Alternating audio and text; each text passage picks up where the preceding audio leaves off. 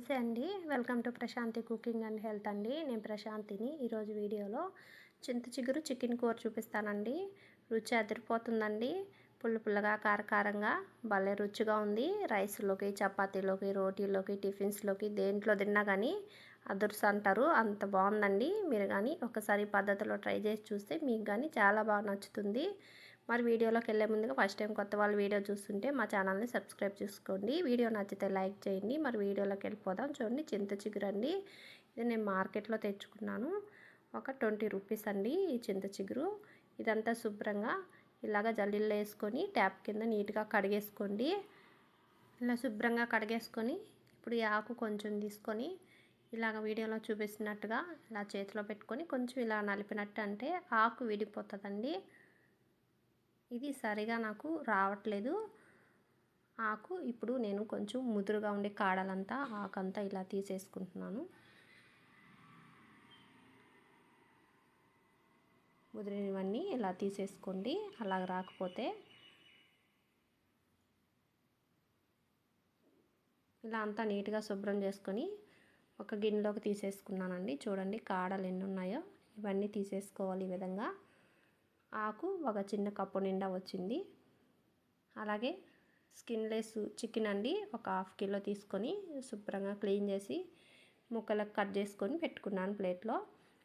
అలాగే స్టవ్ వెలిగించుకొని ఒక కడాయి పెట్టుకొని ఒక 3 టేబుల్ స్పూన్ల ఆయిల్ వేసుకోండి. చికెన్ కర్రీ కాబట్టి కాస్త ఎక్కువ వేసుకోవాలి. ఆయిల్ కొంచెం వేడాక ఒక పెద్ద సైజు ఆనియన్ చిన్న ముక్కలు, ఒక 4-5 పచ్చిమిరపకాయలు ఇలా పొడవు ముక్కలకు కట్ చేసుకొని ఇవన్నీ కొంచెం దోరగా వేపుకోవాలండి.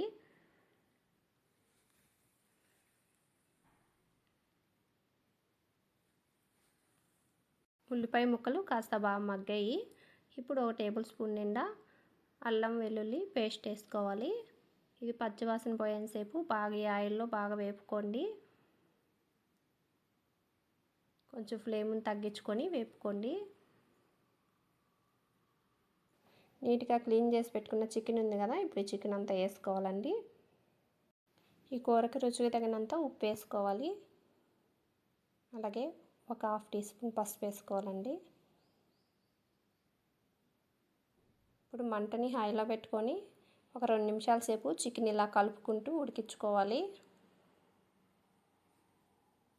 పైన ప్లేట్ పెట్టుకొని 10 నిమిషాల సేపు మీడియం ఫ్లేమ్లో ఉడికించుకోవాలండి. చూడండి 10 నిమిషాలకి చికెన్లోంచి వాటర్ కానీ ఎలా వచ్చాయో. ఇప్పుడు ఇదంతా ఇలా బాగా కలుపుకోండి. ఎక్కువసేపు ఉంచకండి, కింద మళ్ళీ మాడిపోతుంది, అడుగు అంటద్దండి. ఇలా అంతా బాగా కలుపుకొని ముందే మనం పచ్చిమిరపకాయలు వేస్తున్నామండి. దాన్ని మీరు చూసుకొని కారం సరిపడినంత వేసుకోండి. నేను 1 టేబుల్ స్పూన్ నిండా కారం వేసాను. అలాగే ధనియాల పొడి కానీ 1 స్పూన్ నిండా వేసానండి. ఒక ½ స్పూన్ నిండా గరం మసాలా పొడి వేసాను. ఇప్పుడు ఒక 3/4 గ్లాసు నీళ్ళు పోస్తున్నాను. ఇప్పుడు ఇవన్నీ ఇలా బాగా కలిసే విధంగా ఇలా కలుపుకోండి. నీళ్ళు సరిపోలేదు అనుకుంటే ఇంకాస్త మీరు పోసుకొని కలుపుకోండి. పైన ప్లేట్ పెట్టి ఒక 5 నిమిషాల సేపు ఉడికించానండి మీడియం ఫ్లేమ్లో. చూడండి ఆయిల్ కానీ బాగా పైకి వచ్చింది కదా. ఇప్పుడు మనం కడిగి పెట్టుకున్న చింత చిగురు ఉంది కదా, ఇదంతా వేసుకోవాలండి. ఈ విధంగా పలచగా వేసుకోండి, ఒకే దగ్గర కాకుండా.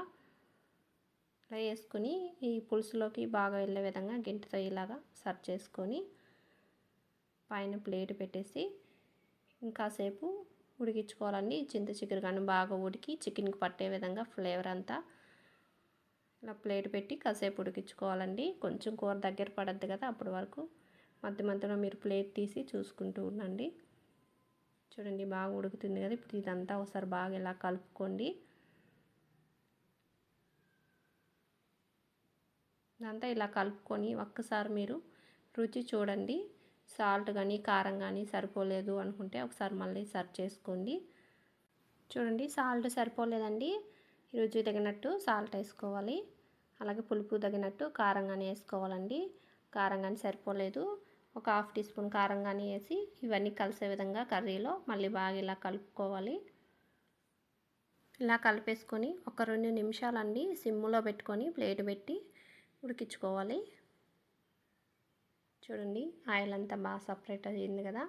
కొంచెం కొత్తిమీర ఆకు వేసుకుంటున్నాను. స్టవ్ ఆఫ్ చేసేయండి. ఒకసారి అంతా మళ్ళీ ఒకసారి కలుపుకోండి. చూస్తుంటేనే నోట్లో నీరు ఊరుతున్నాయి కదండి, అంత బాగుంటుంది కూర కూడా. ఈ కూర అంతా బౌల్లో తీసేసుకుంటున్నాను. వేడివేడిగా రైస్ పెట్టుకొని కూర వేసుకొని తింటుంటే ఇంకాస్త ఎక్కువే తింటారండి, అంత బాగుంది. అలాగే చపాతీలోకి, రోటీలోకి, దోశలోకి, దేంట్లోకైనా కానీ అదిరిపోతుందండి. మీరు కానీ ఒక్కసారి ఈ పద్ధతిలో ట్రై చేసి చూడండి, మీకు అందరికి కానీ చాలా బాగా నచ్చుతుంది. మీరు ట్రై చేసి మీకు ఎలాగొచ్చిందో కామెంట్ బాక్స్లో తెలియజేయండి. అలాగే ఇటువంటి వీడియోస్ మరిన్ని చూడాలి అంటే మా ఛానల్ని ప్లీజ్ సబ్స్క్రైబ్ చేసుకోండి. పక్కనే ఉన్న బెల్ బటన్ని క్లిక్ చేస్తే నేను పెట్టిన వీడియోస్ అలా మీకు నోటిఫికేషన్ ద్వారా వస్తాయండి. మా వీడియోస్ మీరు చూడొచ్చు. వీడియో నచ్చితే లైక్ చేయండి, షేర్ చేయండి. థ్యాంక్ యూ ఫర్ వాచింగ్ అండి.